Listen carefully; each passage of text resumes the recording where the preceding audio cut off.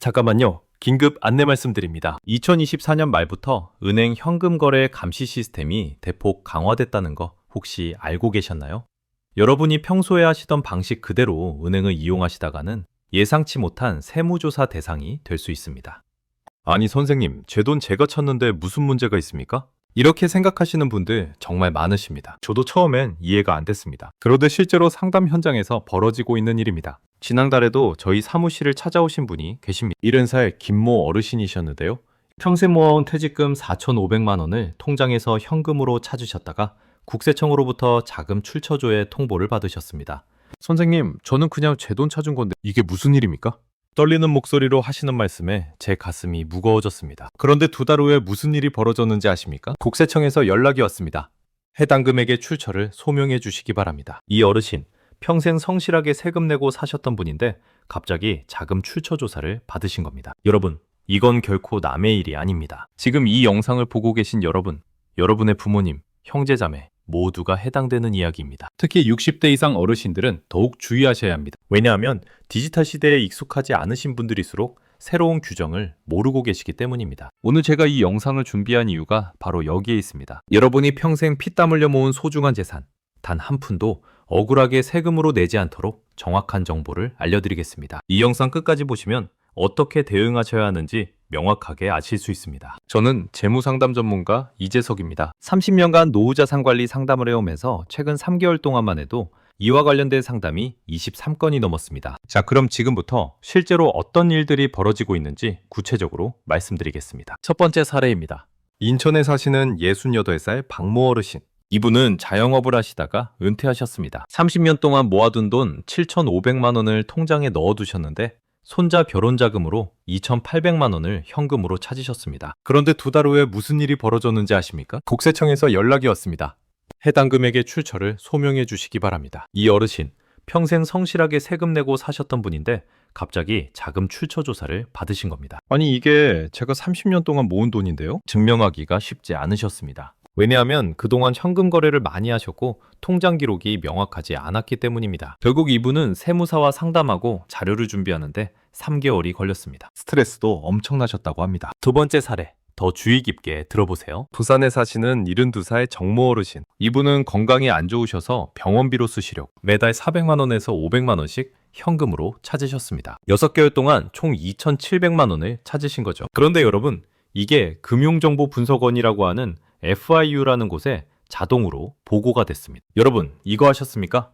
일정 금액 이상 현금 거래하면 자동으로 국가기관에 보고되는 시스템이 가동되고 있다는 사실을요. 이 어르신은 아무것도 모르셨습니다. 그저 병원비 쓰시려고 본인 돈 찾으신 건데 의심거래 패턴으로 분류됐습니다. 다행히 병원 진료 기록과 영수증을 잘 보관하고 계셔서 소명이 됐지만 그 과정에서 받으신 스트레스는 이루 말할 수 없으셨습니다. 세 번째 사례. 이건 정말 마음이 아픕니다. 제주도에 사시는 70살 이모 어르신. 돌아가신 배우자분의 보험금 9,800만 원을 받으셨습니다. 슬픔도 채 가시기 전에 그 돈을 어떻게 관리해야 할지 막막하셨죠. 주변에서 현금으로 찾아서 보관하세요라는 말을 듣고 4,500만 원을 현금으로 찾으셨습니다. 한 달 후 금융정보분석원에서 연락이 왔습니다. 거액의 현금 인출 사유를 확인하고자 합니다. 보험금은 비과세인데 왜 현금으로 찾았느냐는 겁니다. 이 어르신, 저희 사무실에 오셔서 눈물을 흘리시며 말씀하셨습니다. 선생님, 남편 잃고 힘든데 이게 무슨 일입니까? 저는 잘못한 게 없는데요. 여러분, 이게 지금 대한민국에서 실제로 벌어지고 있는 일입니다. 여러분은 괜찮다고 생각하십니까? 아닙니다. 여러분도 언제든지 이런 상황에 처할 수 있습니다. 지금부터 제가 말씀드리는 내용 하나도 빠짐없이 메모하시고 꼭 기억하셔야 합니다. 잠깐만요. 이 영상이 도움이 되신다면 지금 바로 구독 버튼과 좋아요 버튼 꾹 눌러주세요. 특히 여러분의 부모님, 지인분들, 이런 정보가 필요하신 모든 분들께 이 영상을 공유해 주시기 바랍니다. 한 분이라도 더 불필요한 조사를 받지 않도록 말입니다. 자, 그럼 이제 본격적으로 들어가 보겠습니다. 왜 이런 일이 벌어지는 걸까요? 여러분, 정부가 무작정 국민을 괴롭히려는 건 아닙니다. 나름대로 이유가 있습니다. 하지만 그 과정에서 선량한 국민들, 특히 디지털에 익숙하지 않은 어르신들이 어려움을 겪고 계신 겁니다. 2024년 말부터 강화된 자금 세탁 방지, 이게 핵심입니다. 쉽게 설명드리겠습니다. 예전에는 어땠습니까? 은행 가서 500만 원 찾아주세요 하면 신분증만 확인하고 바로 줬습니다. 아무 문제 없었죠? 그런데 지금은 완전히 다릅니다. 일정 금액 이상 현금을 입출금하면 은행이 자동으로 금융정보 분석원 FIU에 보고합니다. 이게 시스템으로 연결되어 있어요. 얼마 이상이요, 박사님? 개인은 하루 1,000만 원 이상 현금 거래 시 무조건 보고됩니다. 이게 법으로 정해진 기준입니다. 고액 현금 거래 보고제도 CTR이라고 합니다. 그럼 900만 원씩 나눠 찾으면 되는 거 아니에요? 여기가 중요한 포인트입니다.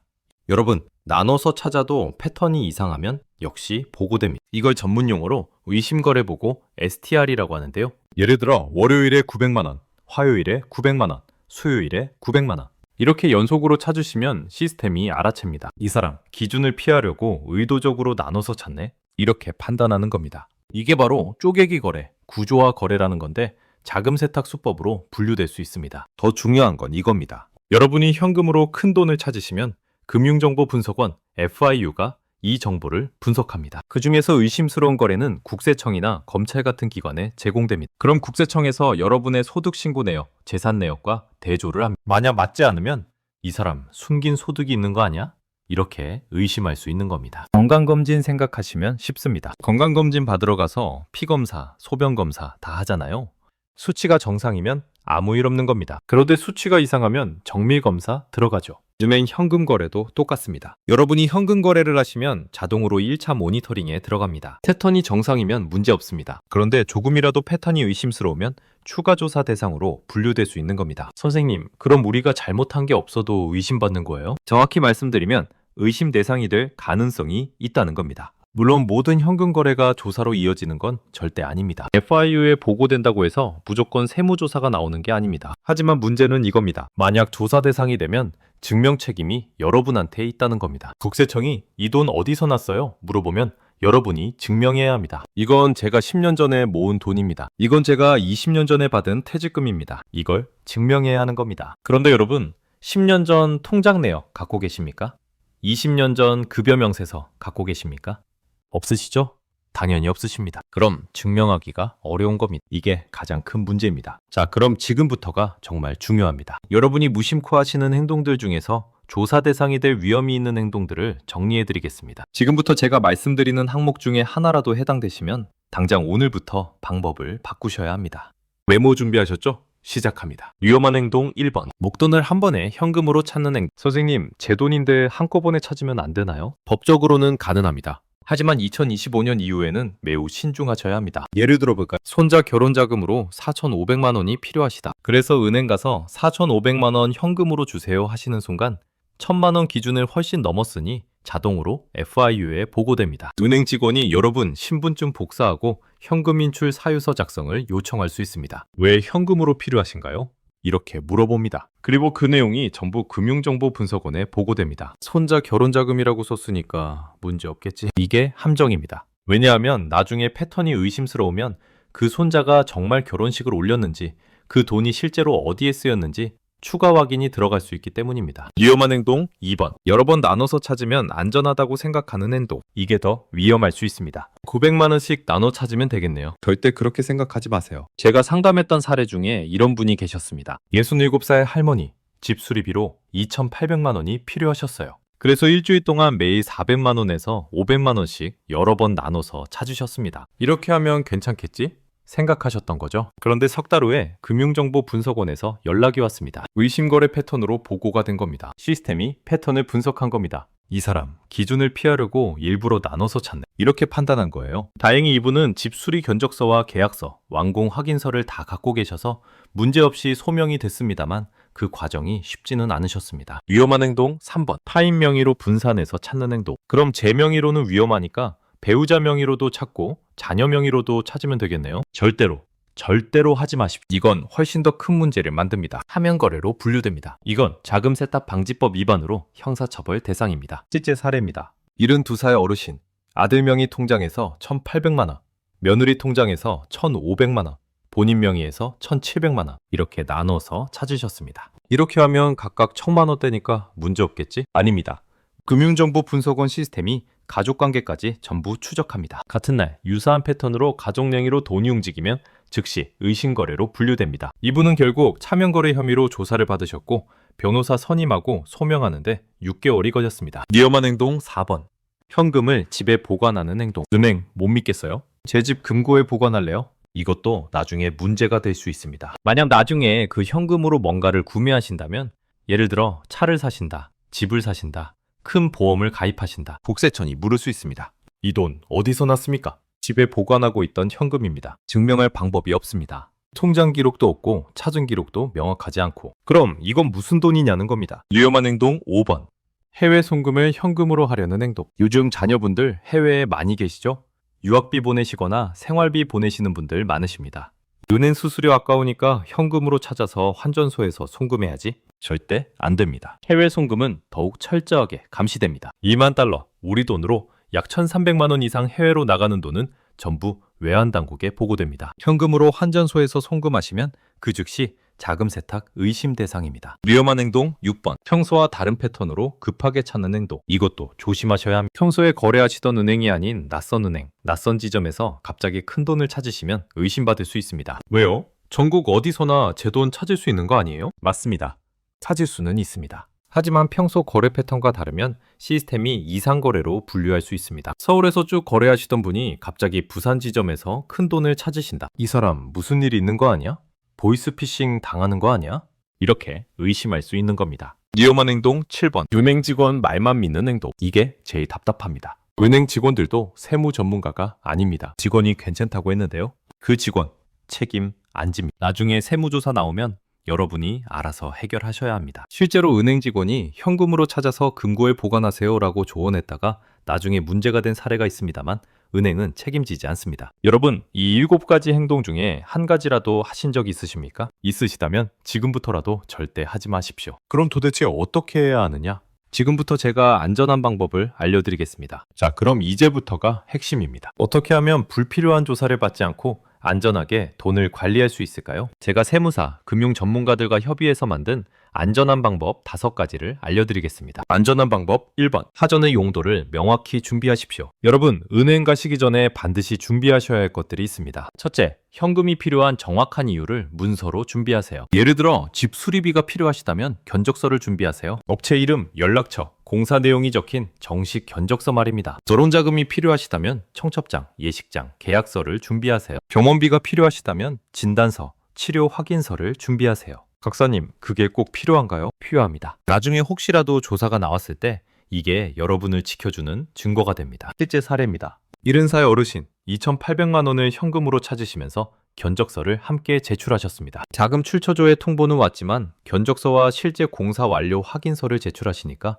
바로 종결됐습니다. 증거를 미리 준비하는 것. 이게 첫 번째 안전장치입니다. 안전한 방법 2번. 은행 창구에서 떳떳하게 설명하십시오. 숨기려고 하시면 안 됩니다. 오히려 더 의심받습니다. 은행 창구 직원이 현금 인출 사유가 어떻게 되십니까? 물어보면 명확하게 대답하세요. 집 수리비입니다. 여기 견적서 있습니다. 손자 결혼자금입니다. 청첩장 보여드릴까요? 경원비입니다. 진단서 여기 있습니다. 이렇게 떳떳하게 말씀하시고 증빙 서류를 보여주세요. 그리고 한 가지 더 중요한 팁을 드리겠습니다. 은행 직원과의 대화를 녹음하세요. 요즘 휴대폰으로 쉽게 녹음할 수 있죠. 은행 지점에서 2025년 월 1 직원인과 상담합니다. 집 수리 비용으로 2,800만 원 인출합니다. 이렇게 녹음해 두시면 나중에 분쟁이 생겼을 때 증거로 사용할 수 있습니다. 안전한 방법 3번. 가능하면 계좌이체를 이용하십시오. 여러분, 솔직히 말씀드리겠습니다. 2025년 이후에는 현금 거래를 최대한 피하시는 게 가장 안전합니다. 박사님, 그럼 집 수리하는 업체가 현금 달라고 하는데요. 그 업체는 세금 안 내려고 현금 달라는 겁니다. 여러분한테 위험을 떠넘기는 거예요. 단호하게 말씀하세요. 계좌이체로 드리겠습니다. 요즘 모든 업체가 계좌 있습니다. 없다고 하면 그건 탈세 업체입니다. 거래하지 마세요. 계좌이체하면 여러 가지 장점이 있습니다. 첫째, 거래 내역이 명확하게 남습니다. 나중에 증명할 필요가 없어요. 둘째, 혹시 조사가 나와도 이건 정당한 지출입니다. 바로 증명됩니다. 셋째, 혹시 업체가 일을 제대로 안 하면 통장 내역이 증거가 됩니다. 소송에서 이길 수 있어요. 실제 사례입니다. 75살 할아버지, 인테리어 업체가 현금 달라고 했지만 끝까지 계좌이체를 고집하셨습니다. 일 끝나고 보니 하자가 많았어요. 그런데 계좌이체 내역이 있으니까 소비자원에 신고해서 일부 환불받으셨습니다. 현금으로 줬으면 증거가 없어서 돌려받지 못했을 겁니다. 안전한 방법 4번. 인출 금액을 자연스럽게 분산하십시오. 박사님, 아까 나눠 찾으면 위험하다고 하셨잖아요. 규칙적이고 의도적으로 나눠 찾으면 위험하다는 겁니다. 자연스럽게 필요할 때마다 나눠 찾으시면 괜찮습니다. 무슨 차이냐고요? 나쁜 예. 월요일 900만 원, 화요일 900만 원, 수요일 900만 원. 패턴이 너무 명확합니다. 의도적입니다.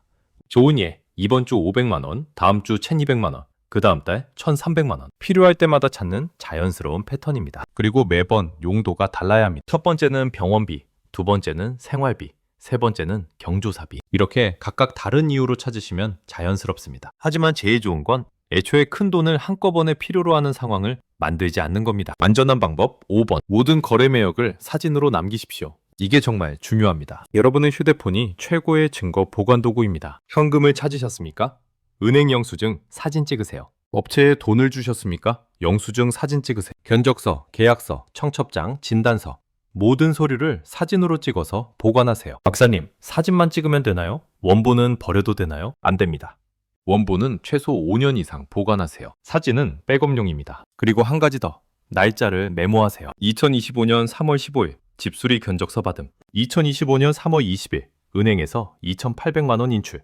집수리 비용. 2025년 3월 22일 인테리어 업체의 계좌이체. 이렇게 시간 순서대로 정리해 두시면 나중에 설명할 때 너무 편합니다. 제가 상담했던 어르신 한 분은 공책에 이렇게 정리하셨어요. 자금 출처 조회가 나왔을 때 그 공책 보여드렸더니 조사관이 이렇게 꼼꼼하신 분은 처음 봅니다 하면서 바로 조사 종결해 줬다고 합니다. 여러분 기억하세요. 현금 거래는 최대한 피하고 불가피하게 현금이 필요하시면 반드시 증거를 남기세요. 그게 여러분을 지키는 유일한 방법입니다. 자, 지금까지 일반적인 현금 인출에 대해 말씀드렸습니다. 그런데 여러분, 인생을 살다 보면 특별한 상황들이 있지 않습니까? 상속을 받으신다든지, 보험금을 받으신다든지, 집을 파신다든지, 이럴 때는 더욱더 조심하셔야 합니다. 지금부터 특수 상황들로 어떻게 대처하셔야 하는지 정확하게 알려드리겠습니다. 특수 상황 1번.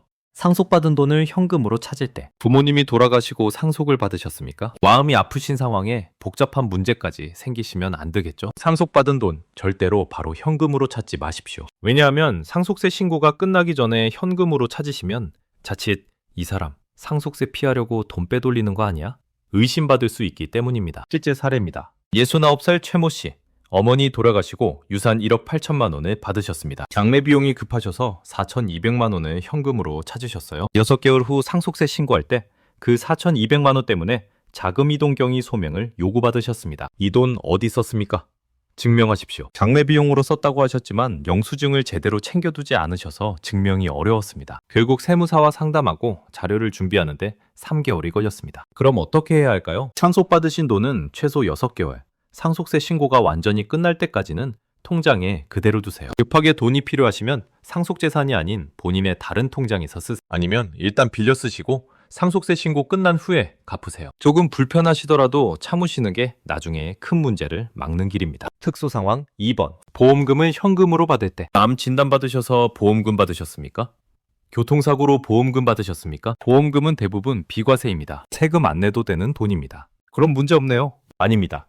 비과세라고 해서 감시를 안 하는 게 아닙니다. 왜냐하면 보험 사기가 많기 때문입니다. 일부러 사고를 내서 보험금을 타가는 사람들 있잖아요. 그래서 보험금 큰 돈이 움직이면 자동으로 체크됩니다. 특히 보험금 받자마자 현금으로 찾으시면 패턴상 의심받을 수 있습니다. 이 사람 진짜 아픈 게 맞나? 보험 사기 아니야? 실제로 71살 어르신 암 진단받고 보험금 7,500만 원 받으셨습니다. 그런데 불안하셔서 전액 현금으로 찾아서 집 금고에 보관하셨어요. 석 달 후 보험사에서 연락 왔습니다. 보험금을 전액 현금으로 인출하셨는데 혹시 강요받으신 겁니까? 보이스피싱 아닙니까? 아니라고 설명하는 데만 한 달이 걸렸습니다. 그 스트레스로 병세가 더 악화되셨다고 합니다. 보험금 받으셨으면 최소 3개월은 통장에 그대로 두세요. 필요하신 만큼만 그때그때 용도에 맞게 사용하세요. 절대 한꺼번에 현금으로 빼지 마세요. 특수 상황 3번. 부동산 거래할 때 집을 파셨습니까? 축하드립니다. 그런데 그 돈 처리를 잘못하시면 곤란합니다. 요즘 부동산 거래는 전부 실거래가 신고가 됩니다. 국세청이 다 합니다. 예를 들어 2억 8천만 원짜리 집을 파셨다. 그 돈이 통장에 들어왔다. 그런데 일주일 뒤에 2억 3천만 원을 현금으로 찾으셨다. 국세청 시스템이 즉시 알아챕니다. 이 사람 집 팔았는데 왜 현금으로 빼냐? 다시 집 사려고 실거래가 조작하려는 거 아니야? 자동으로 모니터링 대상에 올라갑니다. 부동산 거래금은 절대 현금으로 다루지 마세요. 집을 파신 돈으로 다른 집을 사신다? 계좌이체로 하세요. 전세금 게트 주신다? 계좌이체로 하세요. 어떤 경우에도 부동산 관련된 큰 돈은 현금으로 다루시면 안 됩니다. 특수 상황 4번. 자녀에게 돈을 주실 때 자녀 결혼자금 주시려고요? 창업자금 주시려고요? 여러분, 이게 증여입니다. 증여세 대상입니다. 아니, 제 자식한테 제 돈 주는데 무슨 세금이에요? 법이 그렇습니다. 자녀에게 10년간 5천만 원 이상 주시면 증여세 내셔야 합니다. 그럼 현금으로 주면 안 되나요? 절대 안 됩니다. 현금으로 주셔도 나중에 다 추적됩니다. 자녀가 그 돈으로 집을 사거나 차를 사면 국세청이 이 사람 수입이 별로 없는데 이 돈 어디서 났어? 조사 들어갑니다. 그럼 부모님이 주셨습니다 하게 되고 결국 증여세 내야 합니다. 게다가 가산세까지 붙습니다. 정식으로 증여 신고하고 계좌이체로 주세요. 5천만 원까지는 세금 없습니다. 5천만 원 넘으면 초과분에만 세금 내시면 됩니다. 떳떳하게 신고하고 주시는 게 자녀한테도 여러분한테도 안전합니다. 특수 상황 5번. 해외에서 돈이 들어올 때 해외에서 일하시는 자녀분이 송금해 주신다? 해외 부동산을 파셨다? 이것도 주의하셔야 합니다. 해외에서 들어오는 돈, 특히 2만 달러 이상은 전부 외환당국에 보고됩니다. 그 돈을 받으신 후에 바로 현금으로 찾으시면 역시 의심받을 수 있습니다. 이 돈 정말 정당한 돈이 맞나? 해외 자금 세탁 아니야? 해외에서 들어온 돈은 최소 6개월은 통장에 두시고 필요할 때마다 용도에 맞게 사용하세요. 자, 그럼 만약에 이미 국세청이나 금융정보분석원에서 통보를 받으셨다면 어떻게 하셔야 할까요? 당황하지 마시고 지금부터 제가 알려드리는 대처법 5가지를 따라하세요. 대처법 1번. 숨기지 마세요. 통보받으셨다고 해서 무조건 세금 폭탄 받는 건 아닙니다. 정직하게 설명하시고 증거를 제출하시면 대부분 해결됩니다. 오히려 숨기려고 하거나 거짓말하시면 더 큰 문제가 됩니다. 대처법 2번. 증거를 즉시 수집하세요. 통보받으시면 바로 증거 찾기 시작하세요. 은행 영수증, 변적서, 계약서, 청첩장, 진단서, 뭐든지 관련된 서류 다 모으세요. 없으시면 다시 발급받으세요. 병원 가서 진료 기록 떼고 업체한테 연락해서 계약서 사본 받으세요. 대처법 3번. 자진 신고를 고려하세요. 혹시 정말로 신고 안 한 소득이 있으시다면 적발되기 전에 자진 신고하시는 게 훨씬 유리합니다. 자진 신고하면 가산세가 10% 정도입니다. 적발된 후에는 40%까지 올라갑니다. 대처법 4번. 세무사와 상담하세요. 통보받으시면 혼자 해결하려 하지 마시고 바로 세무사한테 가세요. 세무사 비용 아깝다고 생각하시면 안 됩니다. 세무사 상담비 50만 원 들여서 수천만 원 세금 아낄 수 있습니다. 대처법 5번. 같은 실수 반복하지 마세요. 한번 조사 받으셨으면 이제부터는 정말 조심하셔야 합니다. 시스템이 여러분을 계속 모니터링하고 있습니다. 같은 패턴 반복하시면 더 강하게 조사 들어옵니다. 실제 성공 사례 하나 말씀드리겠습니다. 76살 할머니. 남편 돌아가시고 보험금 받아서 현금으로 찾으셨다가 통보받으셨어요. 당황하셨지만 바로 세무사한테 가셨습니다. 세무사가 보험금 비과세 증명서, 사망진단서, 장례비용 영수증 다 모아서 제출했더니 일주일 만에 조사 종결됐습니다. 세무사 상담비 70만 원 들였지만 불필요한 세금은 한 푼도 안 냈습니다. 또 다른 사례. 70살 어르신. 자영업 하시면서 현금 거래 많이 하셔서 신고 안 한 소득이 좀 있으셨어요. 조사 통보받고 세무사 통해서 자진 신고하셨습니다. 원래 내셔야 할 세금 2,400만 원이었는데 자진 신고 덕분에 가산세 대폭 감면받아서 실제로는 480만 원만 내셨습니다. 증거 잘 준비하고 정직하게 대응하는 것. 이게 최선입니다. 마지막으로 디지털 시대의 어르신들이 꼭 알아야 할 팁 4가지를 알려드리겠습니다. 어렵지 않습니다. 천천히 따라하시면 됩니다. 디지털 팁 1번. 은행 앱을 설치하세요. KB은행, 신한은행, 우리은행, 하나은행. 여러분이 쓰시는 은행 앱을 핸드폰에 깔아두세요. 은행 가지 않아도 집에서 통장 확인하고 돈 보낼 수 있습니다. 수수료도 절약되고 거래 기록도 자동으로 남습니다. 어떻게 하느냐고요?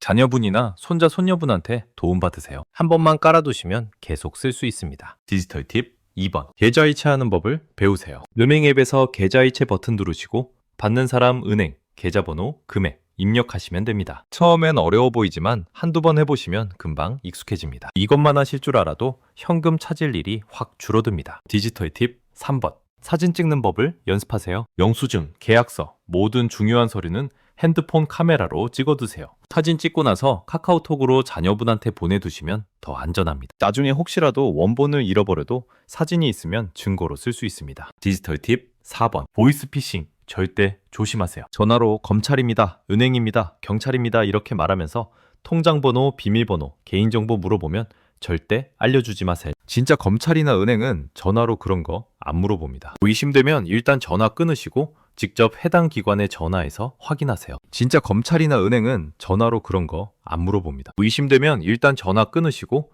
직접 해당 기관에 전화해서 확인하세요. 마지막으로 성공 사례 몇 가지 더 말씀드리고 마무리하겠습니다. 성공 사례 1번. 73살 할아버지. 집 리모델링 하시면서 6,500만 원 필요하셨어요. 이분은 제 영상을 미리 보셨습니다. 은행 가시기 전에 견적서, 계약서 다 챙기셨고 창구에서 떳떳하게 설명하셨어요. FIU 보고는 됐지만 완공 후 확인서까지 제출하시니까 아무 문제 없었습니다. 사전 준비의 힘입니다. 성공사를 2번. 68살 할머니. 평생 현금만 쓰시던 분인데 손녀한테 은행 앱 배우셨어요. 처음엔 어려워하셨지만 한 달 연습하시니까 이제 혼자서 계좌이체 다 하십니다. 이제 은행 안 가도 돼서 너무 편해요. 현금 찾을 일도 없고 기록도 자동으로 남아서 좋아요. 디지털 적응의 힘입니다. 성공 사례 3번. 75살 어르신. 도사 통보받으시고 겁나셨지만 바로 세무사한테 가셨어요. 세무사가 자료 정리해서 제출했더니 이틀 만에 조사 종결. 혼자 끙끙 앓지 말고 전문가한테 맡기길 잘했습니다. 전문가 활용의 힘입니다. 여러분 보셨죠? 사전 준비, 디지털 활용, 전문가 상담. 이 세 가지만 기억하시면 됩니다. 여러분, 오늘 영상 긴 시간 집중해서 봐주셔서 감사합니다. 이 내용이 어렵게 느껴지실 수도 있습니다. 하지만 한 번에 다 할 필요 없습니다. 오늘 하나, 내일 하나, 천천히 실천하시면 됩니다. 가장 중요한 건 이겁니다. 여러분이 평생 모으신 소중한 재산, 억울하게 세금으로 내거나 조사받지 않도록 지키는 것. 그게 제가 이 영상을 만든 이유입니다. 마지막으로 핵심만 정리해드리겠습니다. 첫째, 현금 거래는 최대한 피하세요. 계좌이체를 생활화하세요. 둘째, 불가피하게 현금이 필요하면 반드시 증거를 남기세요. 영수증, 계약서, 사진 다 챙기세요. 셋째, 숨기지 말고 떳떳하게 설명하세요. 정당한 돈이면 겁낼 이유 없습니다. 넷째, 디지털 시대에 적응하세요. 은행 앱, 계좌이체 어렵지 않습니다. 다섯째, 문제 생기면 전문가한테 가세요. 혼자 해결하려다 더 꼬입니다. 이 5가지만 기억하시면 됩니다. 이 영상이 도움이 되셨다면 구독과 좋아요 꼭 부탁드립니다. 그리고 여러분의 부모님, 형제자매, 친구분들 이런 정보가 필요하신 모든 분들께 이 영상을 공유해주세요. 한 분이라도 더 억울하게 조사받거나 세금 내는 일이 없도록 말입니다. 여러분의 소중한 시간 내주셔서 진심으로 감사드립니다. 여러분의 재산이 안전하게 지켜지기를 진심으로 바랍니다. 다음 영상에서 또 뵙겠습니다. 감사합니다.